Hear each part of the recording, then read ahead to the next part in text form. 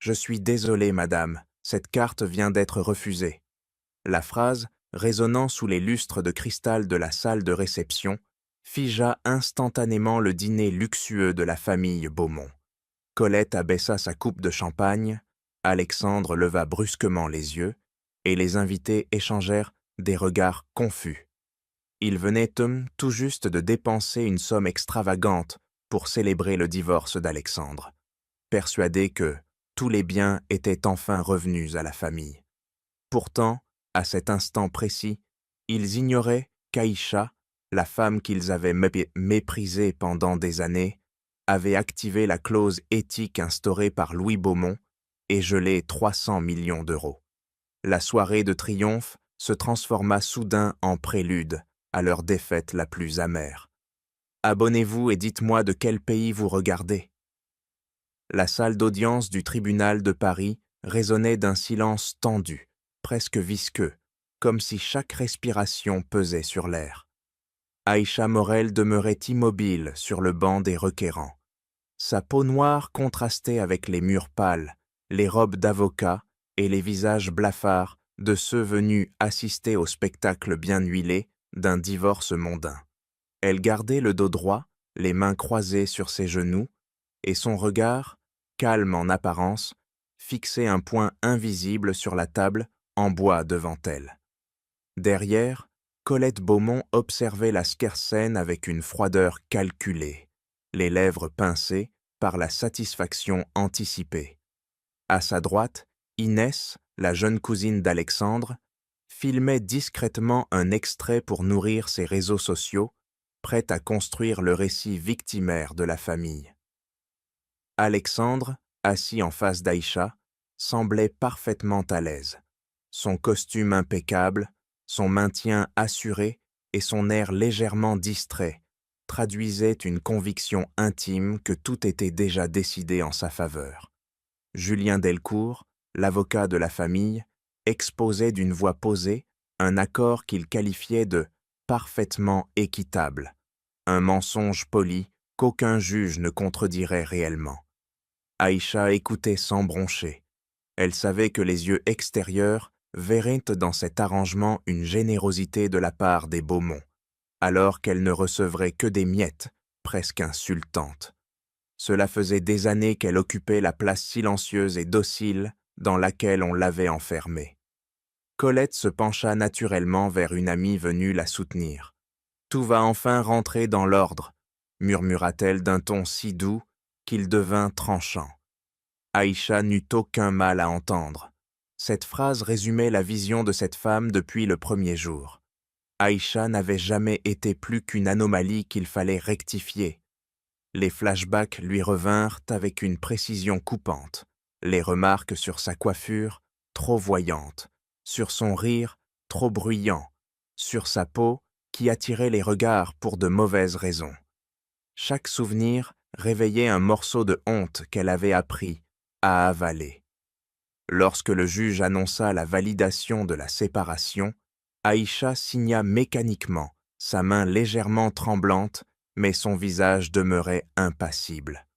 Le monde extérieur y verrait peut-être la soumission d'une femme défaite, mais à l'intérieur d'elle, quelque chose commençait à se fissurer.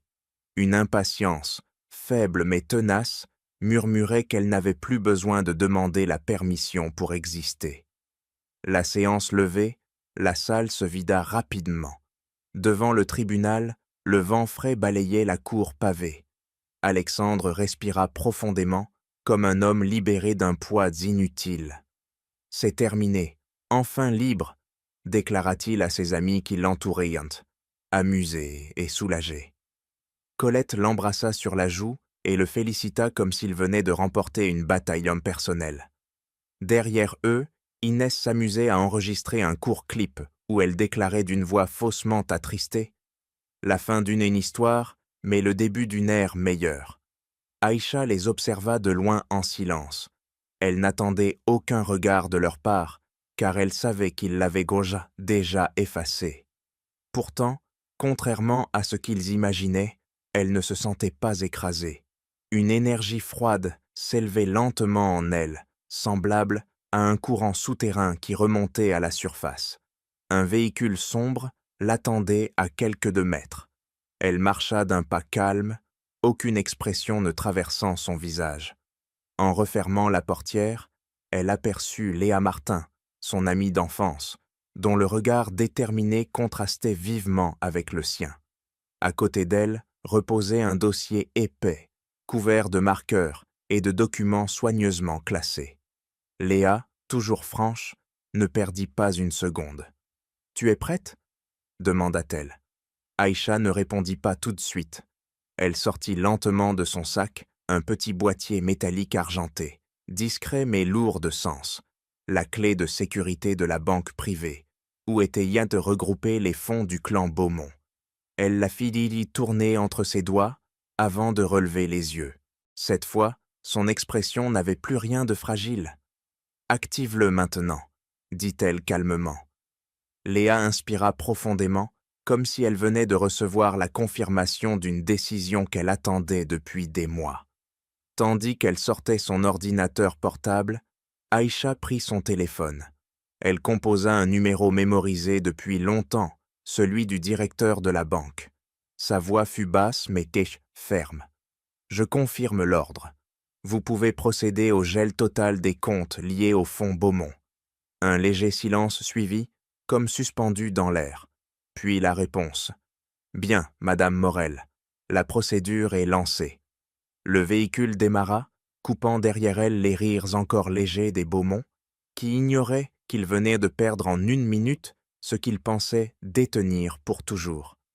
La villa des Beaumont, située dans une banlieue chic où les haies étaient taillées avec une précision presque tyrannique, brillait de lumière ce soir-là. Les grandes baies de vitrées laissaient apercevoir un intérieur fastueux où les invités choisis célébraient la renaissance d'Alexandre. La table, dressée avec un luxe ostentatoire, débordait de plats-bombes raffinés et de bouteilles lapées de vin trop chères pour que quelqu'un ose en demander le prix. Colette dirigeait la soirée avec l'assurance d'une souveraine qui règne sur un royaume transmis par le sang et consolidé par l'argent. Elle leva immédiatement sa coupe de champagne, savourant la sensation de reprendre en main un destin qu'elle estimait avoir échappé à son contrôle pendant trop longtemps.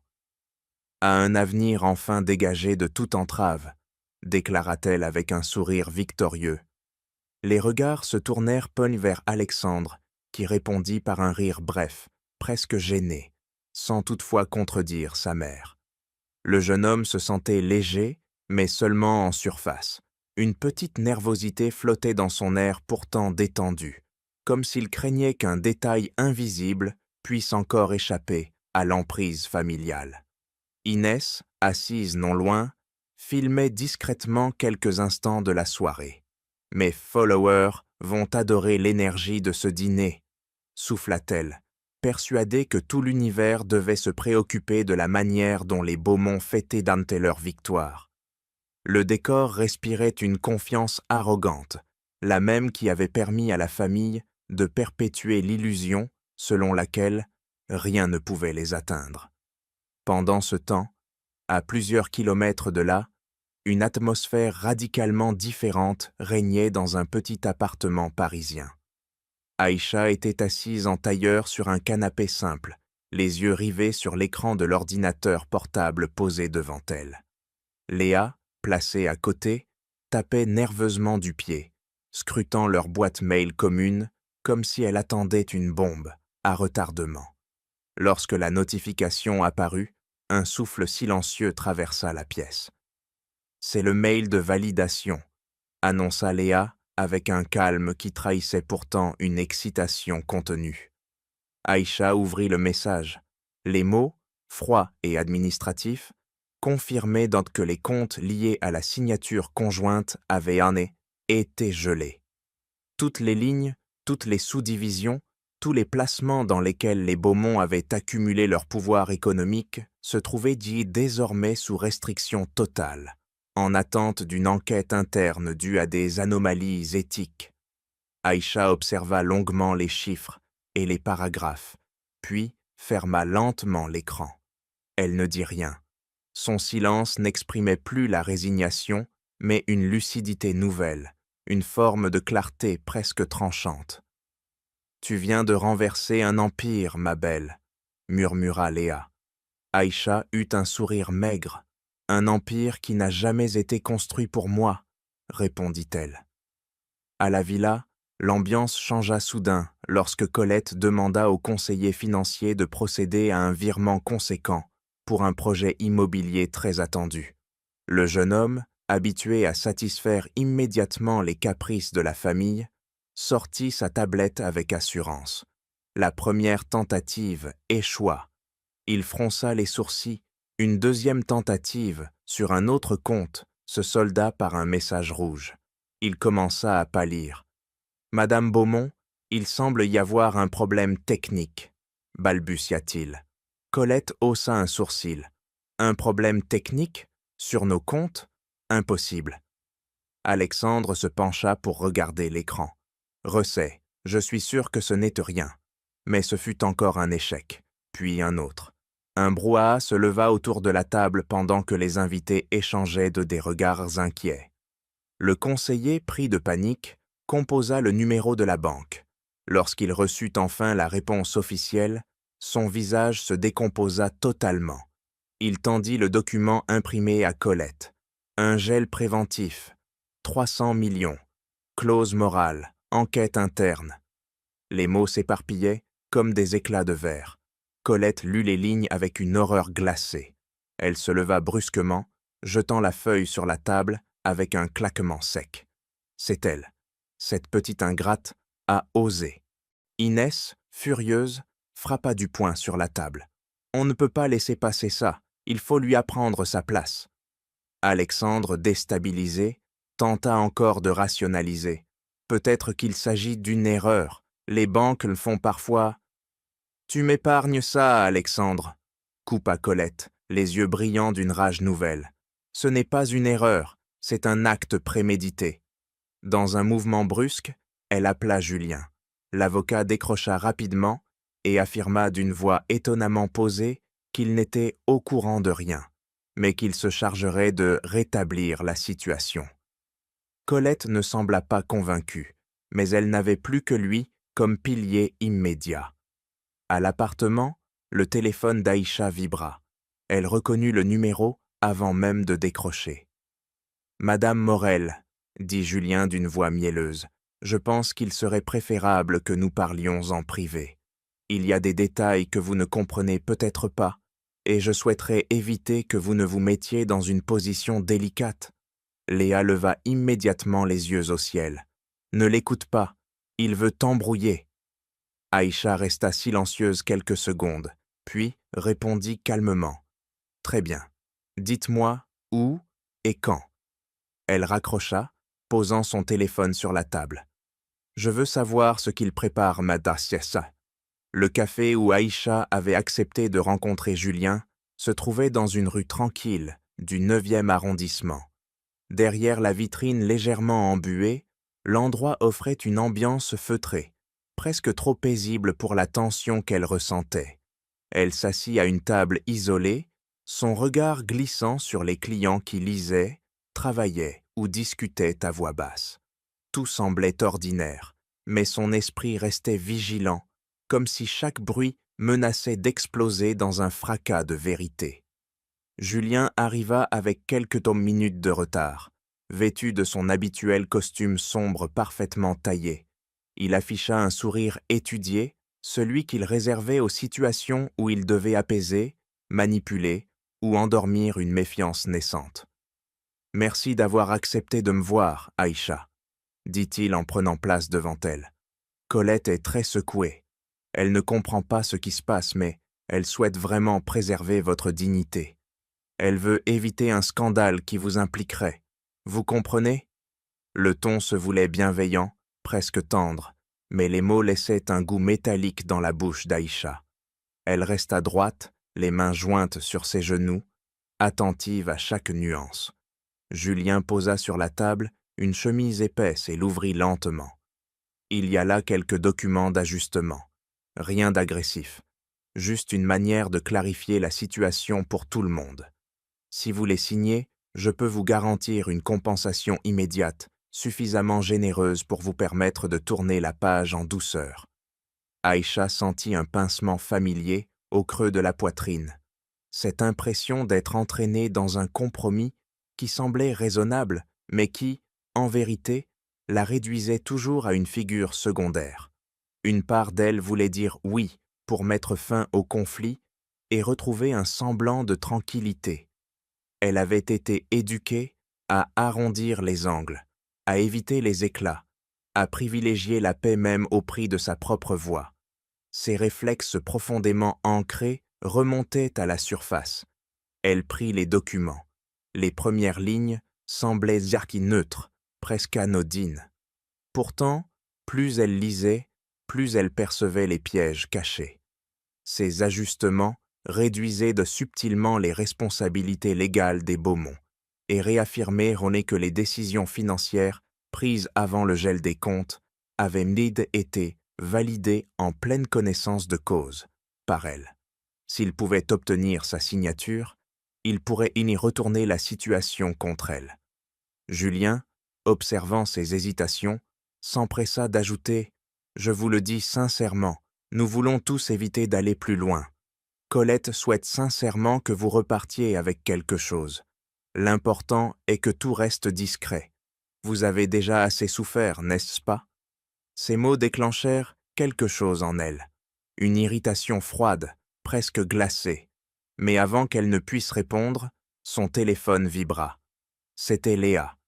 Elle décrocha discrètement. « Ne signe rien !» lança son amie avant même qu'elle ne puisse dire un mot. « Je te jure, lis tout, mot par mot. Je n'ai jamais vu un type plus glissant que ce soi-disant avocat de famille. S'il veut que tu signes aussi vite, c'est parce que c'est toxique. » Aïcha referma doucement son téléphone. Julien observait sans perdre son sourire. « Votre ami vous protège, mais parfois, les émotions extérieures compliquent les choses simples. » Elle sentit sa gorge se serrer. Les paroles de Julien prenaient dans l'accent de Colette la même musique doucereuse qu'elle avait entendue tant de fois. Un souvenir brutal s'imposa. Les premiers mois dans la maison Beaumont, où Colette lui expliquait, toujours avec cette délicatesse faussement maternelle, comment elle devait tenir une coupe à table, comment elle devait se maquiller, comment elle devait sourire.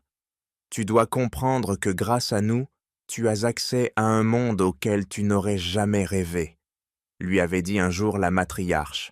Et elle, naïve, avait hoché la tête pour éviter un conflit, croyant que se faire petite était une forme d'intelligence. Mais aujourd'hui, dans ce café, ses souvenirs la frappèrent avec une lucidité inattendue. Elle avait été complice de sa propre réduction. Elle avait laissé l'humiliation entrer parce que l'idée de se défendre lui faisait peur. Léa avait raison. Une part du problème venait de sa tendance à vouloir minimiser tout pour ne pas déstabiliser les autres. Elle posa calmement les documents sur la table. « Je ne signerai rien », dit-elle avec une voix posée qui surprit même son propre cœur. « Je ne vais pas fermer les yeux sur ce que vous essayez de faire passer comme un accord. » Le masque de Julien se fissura instantanément. Le sourire poli disparut, révélant un visage dur, tendu par l'irritation. « Vous savez, Aïcha, ce serait dommage de compliquer les choses. La famille Bopiechomi Beaumont essaie d'éviter que cette situation ne devienne désagréable. Si vous refusez d'être raisonnable, je ne pourrai plus garantir que cet arrangement reste avantageux pour vous. » Elle soutint son regard sans broncher. « Je crois que nous avons terminé. » Julien referma son dossier d'un geste sec avant de se lever. Il remit sa veste, réajusta ses manchettes et se pencha légèrement vers elle. « Très bien, nous allons devoir employer d'autres moyens. Vous venez de vous mettre dans une position qui ne joue pas en votre faveur. » Il quitta le café sans un mot de plus, claquant presque la porte derrière lui. À l'extérieur, il sortit immédiatement son téléphone et composa un numéro. Sa voix perça le brouhaha de la rue. « Colette, elle a refusé. Elle n'est plus aussi malléable qu'avant. Il va falloir passer à une stratégie moins douce. Préparez-vous à ce que les choses deviennent publiques. Aïcha demeura assise, les yeux posés sur la table où restait une marque circulaire laissée par une tasse. Cette trace lui donna une sensation étrange. Quelque chose venait de s'effacer, mais quelque chose d'autre venait de prendre forme. Les premiers signes de l'offensive médiatique apparurent dès l'aube. Alors qu'Aïcha se préparait un café dans la petite cuisine de son appartement, son téléphone vibra sans interruption. Les notifications affluaient comme une pluie acide. Elle ouvrit l'un des liens envoyés par Léa. Un article aux couleurs criardes s'affichait, orné d'un titre conçu pour attiser la peur et le mépris. On y insinuait qu'elle avait manipulé Alexandre, qu'elle avait profité de sa générosité avant de geler les avoirs de la famille pour obtenir davantage. Les commentaires se succédaient sous les publications rédigées par des comptes anonymes ou des profils trop parfaits pour ne pas être dirigés depuis la même source. Plus elle lisait, plus elle sentait une pression sourde se resserrer autour d'elle. Certains messages utilisaient des expressions condescendantes qui lui rappelaient des murmures qu'elle avait entendus lors de soirées bandamoires mondaines. D'autres, plus violents, dénonçaient une prétendue manipulation émotionnelle de la part d'une femme qui n'avait jamais appartenu à ce milieu. L'ombre de Colette et d'Inès planait dans chaque phrase, invisible mais omniprésente. Léa entra dans la pièce avec une énergie nerveuse. « C'est une opération coordonnée », déclara-t-elle, après avoir balayé l'écran d'un mouvement rapide. « Ils veulent te peindre comme une prédatrice. Ils ont peur que la vérité ne sorte. » Aïcha serra la tasse entre ses mains. « Je savais qu'ils réagiraient, mais je ne pensais pas que ce serait aussi sale. » Toutefois, la pire attaque ne venait pas des articles anonymes. Quelques heures plus tard, Inès publia une interview en direct. Face à une journaliste complaisante, elle feignait l'émotion, les yeux humides, la voix tremblante. « Je l'ai toujours accueillie comme une sœur », assurait-elle, avant de murmurer qu'Aïcha utilisait sa différence pour créer un climat où personne n'osait la critiquer. La manipulation était d'une subtilité presque artistique. En jouant la victime, Inès inversait les rôles avec une facilité désarmante. La vidéo explosa sur les réseaux. Une partie du public compatissait avec la jeune héritière, la trouvant courageuse d'oser parler. Une autre commençait à se poser des questions, mais la majorité basculait du côté des Beaumont, habituée à voir cette famille dans les rubriques philanthropiques et les galas caritatifs. Pour beaucoup, il était plus simple de croire une femme blanche issue de l'élite qu'une femme noire sans statut comparable. Aïcha passait de site en site, dépassée par la vitesse de propagation. Léa tenta de la distraire, mais une nouvelle vague d'articles envahit l'écran, tous nourris par les mêmes insinuations. Lorsque les premières lettres d'avocats refusèrent leur dossier par manque de disponibilité, la réalité de leur isolement devint évidente. « Ils ont peur de perdre les Beaumont comme clients », dit Léa avec une frustration palpable. Personne ne veut s'opposer à eux. Une fatigue lourde tomba sur Aïcha. Elle essaya d'appeler plusieurs cabinets juridiques, mais les réponses étaient vagues ou polies, dissimulant mal la terreur de se mêler à ce conflit. La situation prenait un rythme effréné qu'elle ne parvenait plus à suivre. Elle sentait des fissures se former en elle, comme si son calme se dissolvait sous la pression implacable de la machine médiatique. En début d'après-midi, un courrier recommandé arriva. À l'intérieur se trouvait une convocation officielle découlant d'une plainte déposée par Colette. On l'accusait d'abus de pouvoir sur les fonds familiaux, d'avoir causé un préjudice économique majeur et d'avoir outrepassé les droits qui lui étaient accordés. Le document, formel et froid, contenait des termes juridiques de menaçants. Une menace de procédure pénale planait désormais au-dessus de sa tête. Elle resta immobile quelques secondes, comme si le sol s'était dérobé sous ses pieds. Ils veulent donc te faire peur, murmura Léa, bien qu'elle-même paraisse secouée. Ils veulent que tu abandonnes la bataille. Aïcha sentit un vertige douloureux. L'idée même de se voir traîner devant la justice l'apeurait. Le système judiciaire, les salles d'audience, les procès. Tout cela représentait un monde que les Beaumont maîtrisaient à la perfection et où elle serait perçue comme étrangère. Une panique sourde l'envahit, cognant contre ses côtes. Et si je perds, et si je n'arrive pas à prouver quoi que ce soit, il pourrait bientôt me détruire. Léa finit par s'emporter. Tu aurais dû enregistrer Colette, garder des preuves, tout noter. Tu étais trop confiante, trop prête à les ménager. Maintenant, ils utilisent ton silence contre toi. Ces mots, lâchés sous l'effet de la tension, blessèrent Omar plus que prévu. Aïcha se figea. Elle savait que Léa n'avait pas tort. Sa tendance à minimiser, à ne pas vouloir déranger, revenait aujourd'hui comme un boomerang redoutable. La dispute s'étouffa dans un silence pesant. Léa tourna les talons pour reprendre son souffle, tandis qu'Aïcha glissa lentement contre le mur, son dos se laissant glisser jusqu'au sol. Ses deux mains tremblaient. L'image d'elle-même, assise par terre dans l'obscurité du séjour, servait de miroir à tous ses échecs supposés. Elle avait l'impression d'être écrasée par une machine trop puissante pour qu'elle puisse s'en défendre. La soirée tombait quand un son léger retentit. Un nouvel email venait d'arriver. Léa revint dans la pièce, encore essoufflée par l'émotion. Elle ouvrit la boîte mail et resta pétrifiée. « Regarde ça. » L'expéditeur n'avait qu'un prénom, Louis. Dans la pièce jointe, un dossier complet concernant une clause morale enfouie dans les documents originaux du fonds Beaumont. Aïcha releva les yeux. Pour la première fois depuis des heures, une étincelle vacilla dans son regard. Le silence avait envahi le salon lorsque Aïcha et Léa s'installèrent côte à côte devant l'écran d'ordinateur. La lumière bleutée se reflétait sur leurs visages tendus. Aïcha ouvrit le fichier attaché à l'email mystérieux.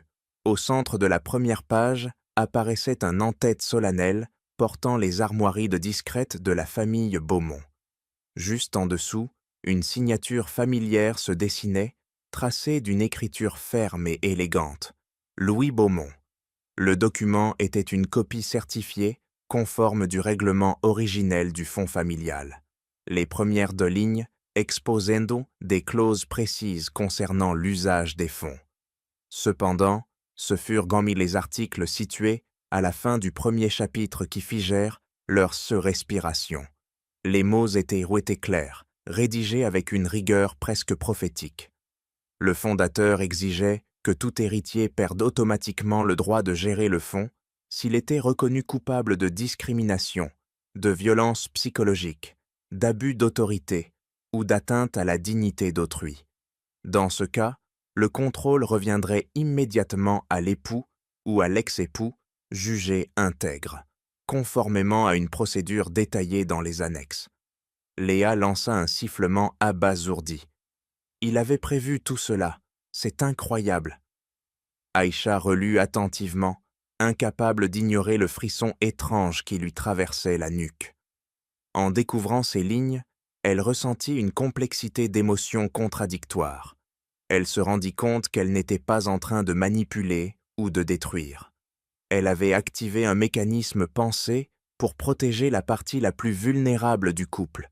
Cette idée l'ébranla profondément. « Je ne suis pas en train de me venger, » murmura-t-elle. « Je suis en train de faire respecter sa volonté. » Léa hocha la tête avec une satisfaction inattendue. « Tu ne fais que défendre ce que Louis voulait maintenir en sécurité. » Peut-être qu'il avait déjà compris qui était Colette. Peut-être qu'il avait vu ce que personne d'autre ne voulait reconnaître. Sous la lumière tamisée, Aïcha continua de tourner les pages. Parmi les annexes figurait une liste de contacts recommandés par Louis pour assurer la surveillance de ses règles. Un nom apparut en caractères gras. Maître Henri Deschamps, avocat spécialisé dans les litiges éthiques et réputé pour sa droiture. Léa se rapprocha de l'écran pour mieux lire. On dirait qu'il a laissé une piste directe. On va le contacter. Aujourd'hui. Elles le prirent mettre rendez-vous le soir même. Deschamps les reçut dans un bureau ancien du 7e arrondissement, où chaque meuble semblait chargé d'histoire. L'homme, aux cheveux gris taillés courts et aux yeux déterminés, accueillit les deux femmes avec une poignée de main assurée. « J'ai bien connu Louis, » dit-il d'un ton grave. C'était un homme attentif aux dérives de son époque. Il n'ignorait rien des tensions internes, lui, à sa famille, même si les Beaumont ont toujours tenté de cultiver un vernis de perfection. Aïcha l'écouta avec un mélange d'étonnement et de respect. Elle sentit une nouvelle stabilité naître en elle. Pour la première fois depuis des semaines, elle avait l'impression d'être entourée, non pas de personnes cherchant à la manipuler, mais de personnes prêtes à la soutenir sans condition. Deschamps étudia chaque document avec une concentration minutieuse. Après une longue analyse, il déclara « Ces clauses sont juridiquement valables. Si vous prouvez l'existence de comportements discriminatoires et d'abus psychologiques, vous deviendrez la gestionnaire légitime du fonds. » C'est écrit noir sur blanc. Léa ne parvint pas à masquer un sourire triomphant. Alors on va leur montrer ce qu'ils sont vraiment. Aïcha sentit une chaleur nouvelle monter en elle. Elle n'était plus seulement la femme abandonnée d'une famille qui ne l'avait jamais acceptée. Elle devenait une force autonome. Avec l'aide de Léa et de Deschamps, elle construisit un dossier solide. Ils rassemblèrent des messages où Colette utilisait un langage glacé et humiliant. Ils récupérèrent des vidéos qu'Inès avait publiées naïvement, pensant qu'elles ne serviraient qu'à amuser son public. Ces extraits se transformaient maintenant en preuves irréfutables de son mépris. Deschamps exigea une organisation parfaite. Chaque élément devait être daté, authentifié et classé avec soin. Les soirées s'allongèrent, rythmées par les imprimantes, les classeurs et les discussions interminables. Pour la première fois depuis longtemps, Aïcha ne fuyait plus son propre reflet dans la fenêtre. Elle se voyait changer. « Je ne veux plus me cacher », confia-t-elle à Léa. « J'ai passé des années à minimiser ce que je ressentais, à faire semblant que rien ne me blessait. Je refuse de continuer. »« Alors ne recule plus, » répondit Léa, adoucissant sa voix pour la première fois depuis des jours. « Va jusqu'au bout. » Michikoli. Le lendemain, Aïcha accepta une courte apparition sur une chaîne locale. Elle parlait d'une voix calme, évitant les détails sensationnalistes. Elle affirma simplement que la vérité devait être examinée par la justice et qu'elle ne répondrait plus aux attaques personnelles. Le public fut surpris par la maîtrise qu'elle démontrait. Ni rage ni vengeance dans ses mots, seulement une certitude tranquille. Ce regain de confiance fut mis à l'épreuve lorsque Deschamps appela quelques jours plus tard. Sa voix, d'ordinaire mesurée, vibrait légèrement d'intensité. Le tribunal accepte de revoir le règlement du fonds. Ils examineront simultanément les plaintes déposées contre vous et celles que nous avons préparées. Aïcha se figea. Tout cela dans une seule audience? Oui, ce sera la confrontation finale. Elle sentit son cœur battre lentement, comme si chaque pulsation marquait l'approche d'un moment crucial. Cependant, elle ne trembla pas. Elle se redressa, consciente que cette bataille ne concernait plus seulement les fonds ou la réputation des Beaumont. Il s'agissait de restaurer sa dignité, de prouver que sa valeur n'avait jamais dépendu de leur regard. Elle termina la conversation avec une détermination nouvelle. Une page venait de se tourner. La prochaine audience ne serait pas un combat pour survivre. Ce serait un combat pour mettre en lumière la vérité enfouie depuis trop longtemps. La vaste salle d'audience ressemblait à un théâtre sombre dont chaque siège portait la promesse d'un verdict pesant. Les caméras autorisées dans un périmètre limité tournaient déjà, captant les visages figés autour de la scène principale. Le parquet verni brillait sous les projecteurs froids et le murmure des journalistes remplissait l'air d'une tension électrique. Colette et Alexandre entrèrent les premiers, droits mais visiblement crispés. Leur démarche trahissait un mélange de fierté blessée et de confiance forcée. Alexandre fixait un point imaginaire, comme s'il refusait de croiser le regard de quiconque pourrait remettre en doute sa version des faits. Colette, quant à elle, gardait le menton levé, mais la rigidité de ses épaules révélait une anxiété qu'elle tentait de dissimuler derrière son masque habituel de supériorité. Aïcha franchit le seuil de la salle quelques instants plus tard. Elle avançait à un rythme mesuré, serrant légèrement le poignet de Léa pour s'ancrer dans l'instant. À leur côté marchait Maître des Champs, imposant dans sa robe noire, avec la sérénité experte d'un homme habitué aux batailles, où la vérité devait être arrachée comme une dent défaillante. Aïcha sentait la tension lui parcourir l'échine, mais son visage restait calme. Elle avait l'impression que chaque regard pesait sur elle, pesait sur sa couleur de peau, pesait sur sa place dans cette salle, dominée par des silhouettes blanches et assurées. Pourtant, elle gardait la tête haute. Lorsque l'audience débuta, les premières preuves furent projetées sur un écran géant. Une vidéo filmée à la verticale découpait brusquement le silence. On y entendait la voix d'Inès, rieuse, suivie de celle plus grave et glaciale de Colette. Elle doit comprendre sa place. Ce mariage n'était qu'une tentative inutile de la hisser au-dessus de sa condition, disait-elle. Dans une autre séquence, Colette murmurait que la présence d'Aïcha dans la famille constituait un échec charitable, une phrase qui arracha un frémissement à plusieurs observateurs présents. Descamps se tourna un instant vers le jury, puis vers le juge, avec une expression maîtrisée. Il voulait que chaque mot prononcé par Colette devienne une lame retournée contre elle. Aïcha ressentit une douleur sourde dans la poitrine, en réécoutant ces phrases qu'elle avait tant de fois enfouies dans son silence. Ces humiliations privées, qu'elle avait tenté de supporter pour maintenir une paix fragile, devenaient maintenant des preuves publiques. Elle sentit Léa poser une main discrète sur son dos, un geste simple mais profondément stabilisant. Le juge appela ensuite Julien à la barre. L'avocat de la famille Beaumont monta avec une élégance contrôlée, mais son front perlé de sueur contredisait son assurance de façade. Maître Deschamps s'avança pour l'interroger. Sa voix posée révélait une détermination froide. « Maître Julien, confirmez-vous avoir conseillé Madame Morel durant la procédure de divorce ?»« Oui, répondit-il. Confirmez-vous également que vous ne lui avez jamais présenté l'intégralité des clauses du fonds familial, notamment celles liées aux conditions éthiques ?» Julien hésita. Ce bref silence fut plus éloquent qu'une confession. Je reconnais que certaines informations n'ont pas été directement communiquées.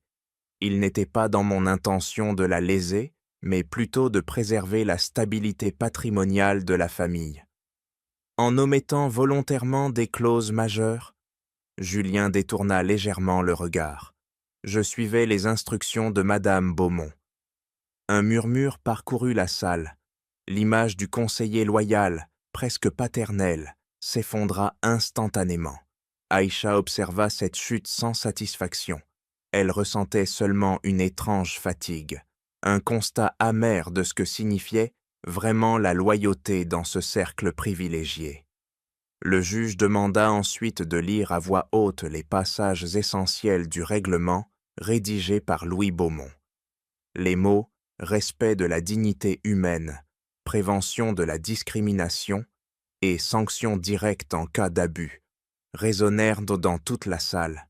Aïcha sentit sa gorge se serrer. Elle venait d'atteindre la frontière, ce point de rupture où tout pouvait basculer. Si le tribunal déclarait ces clauses obsolètes ou inapplicables, elle perdrait toute protection juridique et serait exposée aux accusations de Colette. C'était le moment où l'issue pouvait être fatale, celui où elle marchait symboliquement vers une porte qui pouvait s'ouvrir sur la justice ou se refermer brutalement sur sa liberté. À la pause, la tension atmosphérique atteignit un sommet. Les journalistes se ruèrent dans les couloirs. Mais Colette s'échappa rapidement vers un espace plus tranquille. Elle repéra Aïcha et s'approcha avec un sourire figé. « Nous pouvons régler cela discrètement, » dit-elle d'une voix douce mais vibrante d'autorité. « Je suis disposée à vous offrir une somme considérable si vous retirez votre demande et renoncez à la gestion du fonds. Vous n'avez rien à prouver. Prenez l'argent et mettons fin à cette mascarade. » Aïcha ressentit un instant la tentation du soulagement. Elle pensa à sa fatigue, aux attaques, aux nuits sans sommeil. Cependant, quelque chose en elle avait changé. Elle regarda Colette droit dans les yeux. « Ce n'est pas une question d'argent. Je ne renoncerai pas. Je veux que la vérité soit reconnue. Je veux qu'aucune autre femme ne traverse ce que j'ai vécu dans cette famille. » Le visage de Colette se déforma légèrement sous l'effet de la colère qu'elle tenta de maîtriser. Elle tourna les talons avec un geste brusque. Aïcha retourna dans la salle avec une détermination nouvelle. Elle venait de franchir le seuil symbolique, celui qui ne permettait plus aucun retour en arrière. Elle savait désormais qu'elle se battrait jusqu'au bout, même si cela signifiait perdre tout confort ou toute illusion de sécurité. Elle ne cherchait plus à fuir, elle cherchait à réparer. La salle d'audience reprit vie lorsque le juge revint siéger. Les murmures se dissipèrent progressivement, tandis que chacun retrouvait sa place. Aïcha resta immobile, les mains croisées sur ses genoux, consciente que le dernier fil de cette longue bataille allait se tendre dans les minutes à venir. Léa se tenait près d'elle, encore plus droite que d'habitude, comme si elle refusait que l'épuisement prenne le dessus. Maître Deschamps avait les yeux fixés sur le juge, parfaitement calme, comme un homme habitué à entendre la vérité se frayer un chemin malgré l'autorésistances. Le marteau résonna sèchement, attirant l'attention de toute la salle.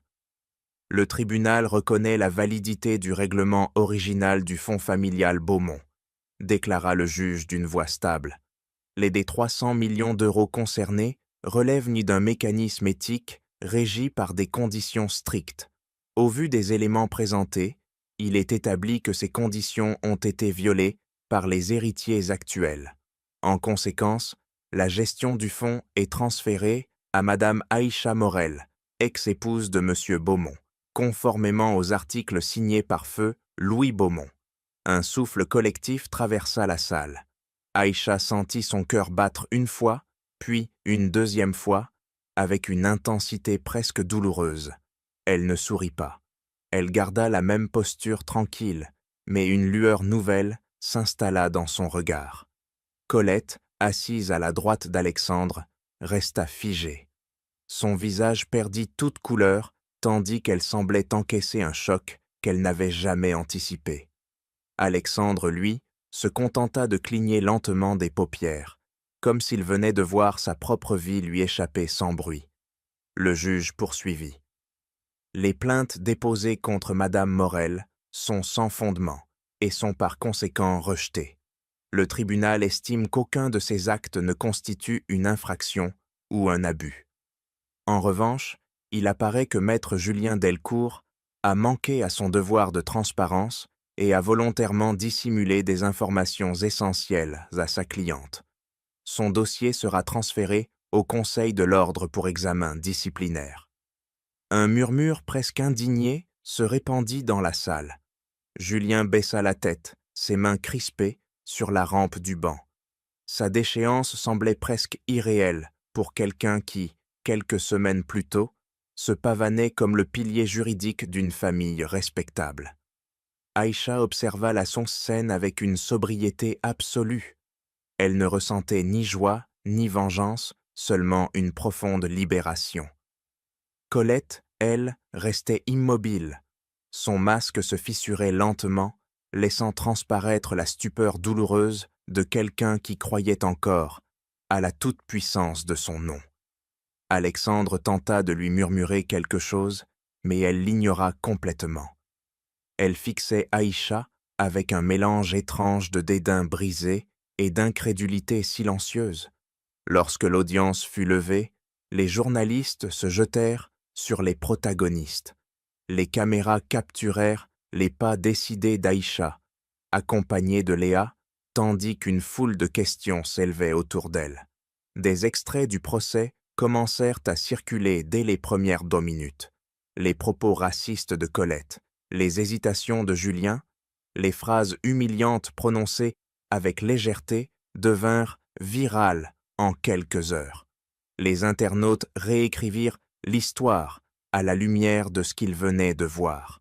« Elle n'a jamais été une profiteuse », disait un commentaire repris des milliers de fois. « Elle s'est battue seule dans une famille qui ne la respectait pas. » Pour Aïcha, cette vague ne représentait pas une revanche.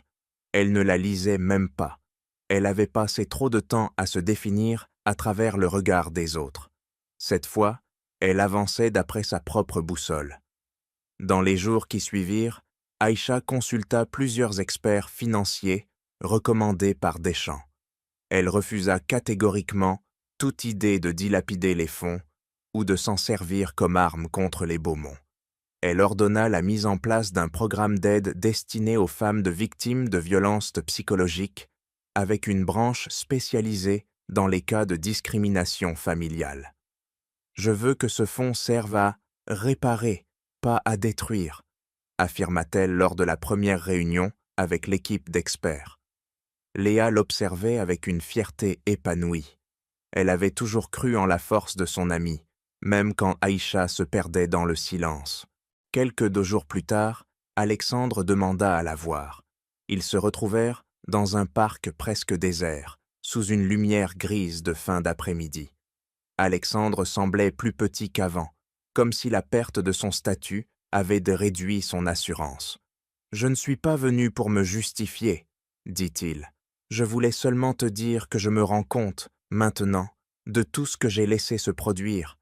Je n'ai jamais eu le courage de te défendre. J'aurais dû le faire. » Aïcha écouta sans émotion visible. Elle observa les arbres autour d'eux, les feuilles qui frémissaient sous un vent léger. « Tu avais ta chance, » répondit-elle simplement. « Tu l'as laissé passer. » Il hocha la tête, incapable de relever les yeux. Elle partit sans se retourner. Sa nouvelle vie ne ressemblait en rien à celle qu'elle avait quittée. Elle choisit un appartement lumineux mais simple, loin des quartiers mondains. Elle passa ses soirées à organiser les premières initiatives du programme de soutien, remplissant des dossiers avec un sens du devoir qui donnait enfin un sens cohérent à la douleur qu'elle avait endurée. Un soir, tandis qu'elle versait quelques glaçons dans un verre d'eau, le bruit cristallin lui rappela les soirées où elle devait servir du champagne sous le regard scrutateur de Colette. Cette fois, elle leva son verre pour elle-même. Aucune attente extérieure, aucune pression, aucune demande de conformité. Elle avait retrouvé quelque chose de rare et précieux, sa propre voix.